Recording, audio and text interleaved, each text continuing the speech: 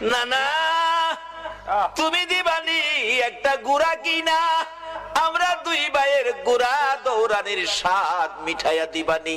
আবু বকর ডাকতেছেন, উমর তুমি কি দেখেছো? উমর বলেন, আমি মসজিদে নববীর বারিন্দার পাশে দাঁড়িয়েছিলাম, আমি দেখি আমার নবী নাতিদয়কে খুশি করার জন্য বারিন্দায় হামাগুড়ি দিলে গুড়ার মতো হইলে দুই ভাই নবীজির পিঠ মুবারকে চড়ে বসছে। আমার নবী গুড়ার মতো অভিনয় করে এদিকে যায় ওদিকে যায়, আবার ডাকতেছে, হাসাইন হুসাইন বলো তোমাদের গুড়া দৌড়াইবার স্বাদ মিটছিনি? আবু বকর, আমি উমর দেখেছি, মুস্কি মুস্কি হাসতেছিলাম এই ঘটনা দেখে। আমার নবী প্রশ্ন করে, এরে উমর হাসতেছো কেন? হুজুর হাসি কি ভাগ্য, হাসাইন হুসাইন কত দামি ঘোড়ার উপর সোয়ার হয়েছে।